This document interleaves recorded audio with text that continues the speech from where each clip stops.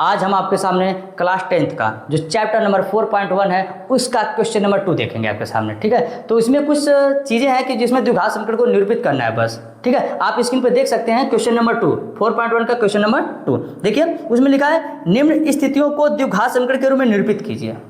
लिखा है निम्न स्थितियों को द्विघात समीकरण के रूप में निरूपित करना है, मतलब सिर्फ द्विघात समीकरण के रूप में आपको बनाना है, सॉल्व नहीं करना है इसको, ठीक है। तो चलिए क्वेश्चन में ध्यान देते हैं। फर्स्ट नंबर क्वेश्चन है, आप स्क्रीन पर ध्यान दीजिए। क्या है क्वेश्चन? लिखा है एक आयताकार भूखंड का क्षेत्रफल 528 मीटर स्क्वायर है, क्षेत्र की लंबाई मीटर में दिया है, चौड़ाई के दुगने से एक अधिक, हमें भूखंड की लंबाई और चौड़ाई ज्ञात करना है। देखिए लंबाई और चौड़ाई ज्ञात नहीं करना है, आप उस पर देखिए निरूपित करना है बस, ठीक है। तो हम एक आपको समीकरण बना के दे देंगे। कैसे? एक आयताकार भूखंड का क्षेत्रफल 528 मीटर स्क्वायर। पहले समझने की कोशिश कीजिए कि एक आयताकार है, इसका जो भूखंड का क्षेत्रफल है 528 मीटर स्क्वायर है, ठीक है। ये क्षेत्रफल है इसका, ठीक है, 528 मीटर स्क्वायर है। क्षेत्र की लंबाई चौड़ाई के दुगने से एक अधिक है। एक बात बता रहे हैं, हम समीकरण को एक आसानी तरीके से बना सकते हैं। इसमें दो चीज़ें आपको दिया रहता है, एक तो वह चीज़ दिया रहता है जो आपको बताता है, एक चीज़ वह चीज़ होती है जिससे वो कंपेयर करता है। जैसे मान लीजिए मैं हूँ, मैं यदि आपको बताऊँ कि मेरी उम्र आपके उम्र से 2 साल ज़्यादा है, मेरी उम्र आपके उम्र से 2 साल ज़्यादा है, तो मैं किसके बारे में बता रहा हूँ? मैं यहाँ अपने बारे में बता रहा हूँ ना, आपसे बस कंपेयर कर रहा हूँ। राम श्याम से 5 साल बड़ा है, राम श्याम से 5 साल बड़ा है, तो मैं राम के बारे में बता रहा हूँ कि श्याम के बारे में बता रहा हूँ? राम के बारे में बता रहा हूँ, श्याम से कंपेयर कर रहा हूँ, ठीक है। तो जिससे कंपेयर किया जाता है हम उसको एक्स मानते हैं हमेशा। जिसके बारे में बताता है उसको हम उसको एक्स नहीं मानेंगे, ठीक है। जिसके से कंपेयर करता है उसको एक्स मानेंगे। तो इसमें क्या बता रहा है कि जो लंबाई है चौड़ाई के दुगने से एक अधिक है, तो लंबाई के बारे में बता रहे भाई ना, तो हम चौड़ाई को मानेंगे। माना आयत की चौड़ाई x है, मान लेते जो इसकी चौड़ाई है टोटल x है, मान लेते इसकी चौड़ाई कितनी है? x है। लंबाई बारे में दिया है, लंबाई जो है चौड़ाई के दुगने से अधिक है। ध्यान दीजिएगा, जो इसकी लंबाई है चौड़ाई के दुगने से, माना आयत की चौड़ाई x है, ठीक है। तो लंबाई जो है चौड़ाई के दुगने से, तो चौड़ाई का दुगना 2x हुआ, दुगने से भी एक अधिक है। भाई देखिए लंबाई ये आ जाएगी, जो इसकी लंबाई थी उसके चौड़ाई के दुगने से एक अधिक थी, तो ये जो लंबाइया है ना बच्चा, चौड़ैया का दुगना करता, तो चौड़ैया के दुगना 2x, साला वहू से एक अधिक है, तो ये आ जाएगा लंबाई। ये हुआ लंबाई और ये हुआ चौड़ाई। तो चूंकि जो आयत का क्षेत्रफल होता है,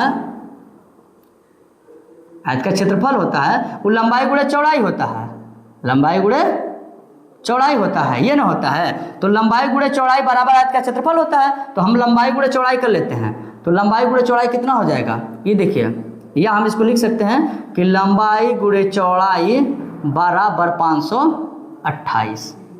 क्षेत्रफल होता है, आप ऐसे भी लिख सकते हैं कि लंबाई गुणे चौड़ाई बराबर क्षेत्रफल। तो लंबाई गुणे चौड़ाई, तो लंबाई का मान कितना भाई? 2x + 1 कोष्टक में ये x हो जाएगा चौड़ाई। देखिए ये कोष्टक में 2x + 1 ये x बराबर क्षेत्रफल कितना दिया? 528। x का गुणा इसमें कर लेंगे 2x स्क्वायर, x गुणा इसमें करेंगे x, ठीक है। देखिए x गुणा 2x में 2x स्क्वायर, x से कम है x, 528 इधर आएगा -528 बराबर 0। देखिए बन गया, ये द्विघात समीकरण बन गया, यही आपका आंसर आ जाएगा, ठीक है। क्लियर? क्वेश्चन नंबर 2 पर ध्यान देते हैं, ठीक है। क्वेश्चन नंबर 2, आप इसका चित्र भी ले सकते हैं, आप स्क्रीनशॉट भी ले सकते हैं इसका। क्वेश्चन नंबर 2 कुछ नहीं है बच्चा, 4.1 का जो क्वेश्चन नंबर 2 है वो कुछ नहीं है, इसमें दम ही नहीं है। दूसरे वाले में उसका सेकंड क्वेश्चन है, स्क्रीन पर ध्यान दीजिए। 2 क्रमागत धनात्मक पूर्णांकों का गुणनफल 306 है, हमें पूर्णांक को ज्ञात करना है। 2 क्रमागत धनात्मक पूर्णांक, तो माना 2 क्रमागत धनात्मक होना चाहिए पूर्णांक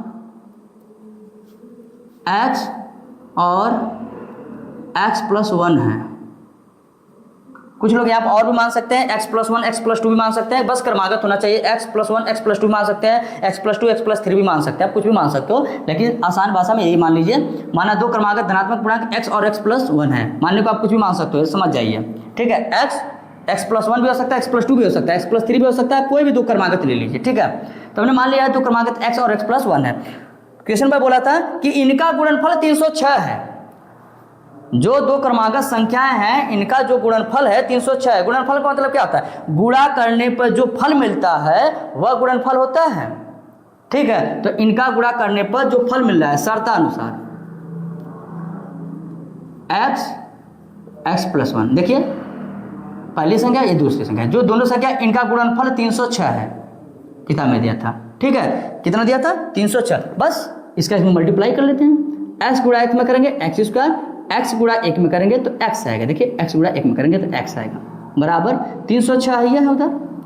अब कुछ नहीं करना है, x² प्लस x, 306 इधर आएगा तो -306, उधर बराबर 0 होना चाहिए। द्विघात समीकरण का रूप होता है x² plus bx plus c बराबर 0 है, इसका रूप है ये, बस हो गया बच्चा, आंसर आ गया इसका, कुछ नहीं है, आप इसके साथ ले लीजिए।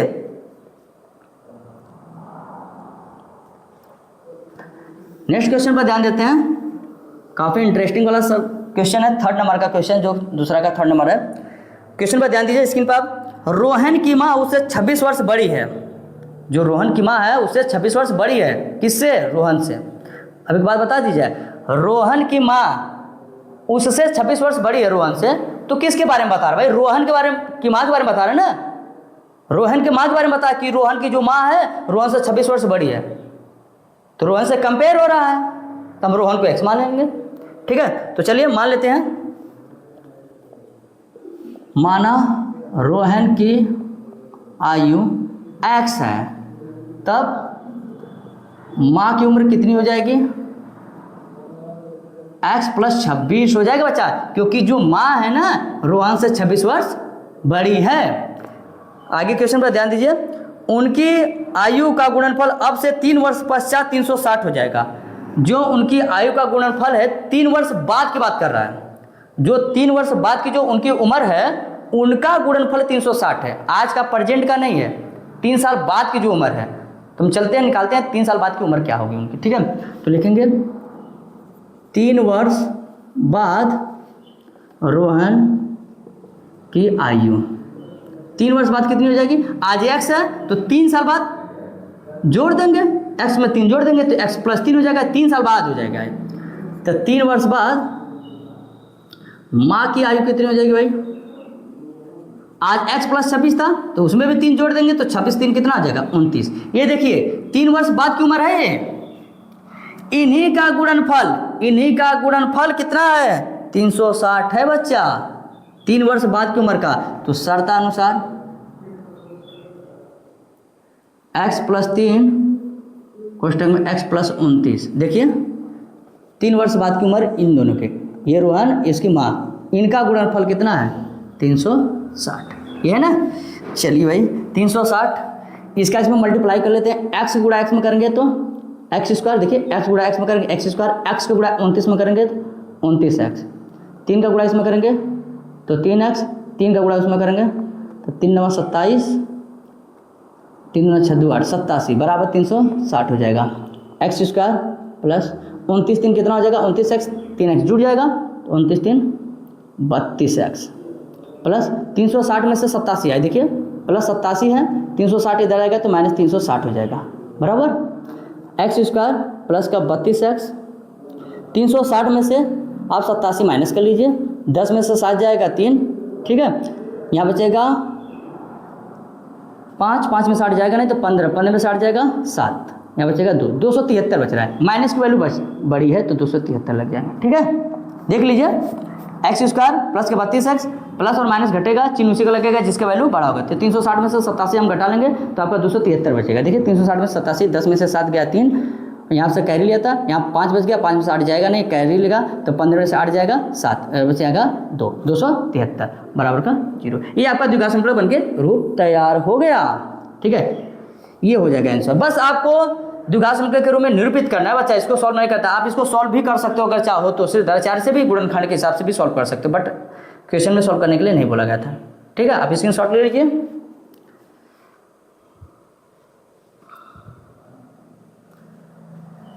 लास्ट क्वेश्चन है 4.1 का है, ये लास्ट क्वेश्चन भी है। अब ये चैप्टर भी खत्म होने वाला होगा। ठीक है, 4.1 का क्वेश्चन नंबर 2 का ये 4th क्वेश्चन है। ठीक है, ये लास्ट क्वेश्चन है, इसके बाद एक्सरसाइज ये खत्म हो जाएगी। ठीक है, काफ़ी गर्मी हो रही है, क्या करें। एक रेलगाड़ी 480 किलोमीटर की दूरी समान चाल से तय करती है। स्क्रीन पर ध्यान दीजिए आप, क्वेश्चन है एक रेलगाड़ी 480 किलोमीटर की दूरी समान चाल से तय करती है। यदि इसकी चाल 8 किलोमीटर प्रति घंटा कम होती तो उसी दूरी को तय करने में 3 घंटा अधिक लेती। हमें रेलगाड़ी की चाल ज्ञात करनी है। तो मान लीजिए, समझाने की कोशिश कर रहा हूँ, कोई रेलगाड़ी है, समझ जाइए, ये डब्बा हो गया, डब्बा हो गया, ये रेलगाड़ी है मान लीजिए। ठीक है, ये रेलगाड़ी है। यह क्या करती है रेलगाड़ी, 480 किलोमीटर की दूरी समान चाल से तय करती है। ये कोई 480 किलोमीटर की दूरी है, एक समान चाल से तय करती है। इसकी चाल पता नहीं है, तो मान लेते हैं इसकी जो चाल है x किलोमीटर प्रति घंटा मान लेते हैं। मान लेते हैं इसकी चाल, ये 480 किलोमीटर की जो दूरी है एक समान चाल से तय करती है। मान लीजिए कोई समान चाल से ये ट्रेन जा रही है, 480 किलोमीटर की दूरी समान चाल से तय कर रही है। ठीक है यार, अब उसके बाद समय कितना लग रहा है हमको पता नहीं। इसमें समय इसका भाई हम कह रहे हैं कोई ट्रेन है एकदम आराम से चल रही है, आराम से अगर चल रही है 480 किलोमीटर की दूरी, तो एक समय तो ली होगी ना, है कि ना। तो समय बराबर क्या होता है, दूरी बट्टा चाल। तो दूरी कितना हुआ, समय बराबर कितना होता है, दूरी बट्टा चाल। तो इसका दूरी कितना है 480 और चाल कितना है x, ये समय लग गई। अब क्या होता है, इसके चाल में कमी आएगी, उसके चाल में कमी आएगी। क्वेश्चन पर आप ध्यान दीजिए, उसमें 8 किलोमीटर प्रति घंटा की कमी आ चुकी है। ठीक है, अब एक चाल में कमी आएगी तो हम इसका चाल कम कर दूंगा, पहले x था अब इसमें से 8 घटा दूंगा। जब एक चाल में कमी आएगी तो फिर उतना दूरिया तय करने में वह 3 घंटा अधिक समय लेगी। काहे ना भाई लेगी, हम कह रहे हैं हम ऐसे चाल से हाली जा रहे हैं, तो हमको इन दूरी समान चाल से तय कर। अगर हमारी चाल कम होगी, स्लो होगी, और उतने दूरी तय करने में समय ज़्यादा ना लगेगा, समय ज़्यादा लगेगा ना, 3 घंटा अधिक समय लगेगा। तो इसका समय कुछ अलग होगा ना भाई, इसका समय कुछ अलग होगा। सूत्र तो वही रहेगा, दूरी बट्टा चाल है का, लेकिन दूरी वही है 480, चाल कितनी रहेगी x माइनस 8। अब की चाल में कमी, ये अलग समय है, ये समय अलग है। लेकिन हाँ एक बात तो साफ है, यह समय ज़्यादा है क्योंकि इसमें चाल कम है। तो चलिए इसको हम पूरी तरह से लिख देते हैं। लिखते हैं कैसे, एग्जाम में आपको कैसे प्रकार से लिखना है, तो लिखेंगे माना रेलगाड़ी की चाल x किलोमीटर प्रति घंटा है। ठीक है, तब 480 किलोमीटर की दूरी तय करने में लगा समय। इसको डी मार दें, आप समझ गए होंगे। सेम टू सेम अभी उसी को उतारेंगे। ठीक है, आप घबराइए ना। देखिए 480 किलोमीटर की दूरी तय करने में लगा समय, समय बराबर क्या होता है, दूरी बट्टा चाल। तो दूरी कितनी थी भाई 480 और चाल कितनी है x। चाल में कमी आ गई, x माइनस 8 किलोमीटर प्रति घंटा। अब जो होगा, अब 480 किलोमीटर की दूरी तय करने में लगा समय, दूरी बट्टा चाल। तो दूरी 480 बट्टा x माइनस 8 हो जाएगा। आपकी यह समय लगेगा। शर्तानुसार अगर आपको बता दूं तो इसमें 3 घंटा अधिक समय लिया है, इसमें 3 घंटा अधिक समय लिया है। मान लीजिए अगर वह 10 लिया होगा तो 13 घंटा लिया है। अगर उसका 10 घंटा है तो इसका कितना होगा 13 घंटा। अगर उसका 12 है तो 15 है। तो 3 घंटे का अंतर है, 3 घंटे का अंतर है। तो अंतर कैसे पता चलेगा, ये ज़्यादा समय है। अगर ये 15 होगा तो ये 12 होगा, तो 15 में से 12 घटाएंगे तभी तो हम 3 लिख सकते हैं ना जी, कि 12 में से 15 घटाएंगे तो 3 आएगा। तो ज़्यादा समय में से हम घटा देंगे कम समय को। तो हाई ज़्यादा समय यह है 480 बटा x माइनस 8 और घटाएंगे 480 बटा x बराबर कितना 3 घंटा। देखिए बड़का समैया छोटका समैया अंतरवा 3 घंटा, बस इसको लगा लेंगे बच्चा, आपका आंसर आ जाएगा। ठीक है, हाँ तो हम अब इसका क्या करेंगे, एलसीएम ले लेंगे। ठीक है, तो इसका एलसीएम ले लीजिए आप, x माइनस 8 और ये x हो जाएगा। देखिए x माइनस 8 इसका एलसीएम x हो जाएगा दोनों जगह। तो अब इसका x माइनस 8 से इसमें भाग देंगे तो ये कट जाएगा, बट ये बच जाएगा। तो x का इसमें मल्टीप्लाई करेंगे तो 480x आ जाएगा। ठीक है, माइनस इसका इसमें भाग देंगे तो x कट जाएगा, बट ये वाला बच जाएगा, तो ये जाकर उसमें गुणा करेगा तो 480 और x माइनस 8 हो जाएगा। ठीक है, बराबर का 3। ठीक है, आप ध्यान दीजिए। तो 480, अब इसको आगे सॉल्व करते हैं। 480x माइनस 480 का मल्टीप्लाई इसमें करेंगे तो 480x आएगा, ये माइनस ए माइनस इसको क्या कर देगा, प्लस कर देगा, और 480 का गुणा 8 में हो जाएगा। तो 8 0 0 8 64 6 का 8 चौको 32 अच्छा हो जाएगा 38 बराबर का 3। अब बट्टा में क्या करेंगे, इसका मल्टीप्लाई कर लेते हैं इसमें, एक्स स्क्वायर माइनस का 8x। ठीक है, देख लीजिएगा। ठीक है, हमने 480x किया माइनस 480x इसका गुणा, माइनस माइनस को प्लस कर दिया, 480 का गुणा इसमें किया तो ये 38 40 बराबर 3। अब बट्टा x गुणा एक्स स्क्वायर माइनस का 8x, 400 ये प्लस 4 माइनस एक कैंसिल हो जाएगा, क्या बचेगा 3 का गुणा इसमें कर लेंगे तो 3x स्क्वायर माइनस का 3 बड़े 24x बराबर, देखिए इसका गुणा इसमें हमने किया बराबर इसके 1 है, तो 1 का गुणा इसमें करेंगे तो यही नहीं बचा है, और तो सब खत्म हो चुका है, 38 40 हो जाएगा। फिर 3x स्क्वायर माइनस का 24x, ये 38 40 इधर आएगा तो माइनस 38 40 हो जाएगा। ठीक है, यदि आप इसको काटना चाहेंगे तो काट के छोटा कर सकते हैं। देखिए 3 कॉमन ले लीजिए, ये खत्म हो जाएगा। ठीक है, 3 से खत्म हो जाएगा, 3 से काटेंगे तो x स्क्वायर माइनस का 3 बड़े 24, ठीक है, माइनस 3 एकम 3 3 दूना 6 3 एकम 3 3 दूना 6 और 3 बड़े 24 1280। ठीक है, ये आपका इसका करेक्ट आंसर आ जाएगा, ये आपका द्विघात समीकरण बनेगा। यदि आपको वीडियो अच्छा लगा हो तो अपने फ्रेंड सर्कल में शेयर जरूर कर, आप वीडियो को लाइक करना ना भूलें। बस हम आपके लिए ही मेहनत करते हैं बच्चा।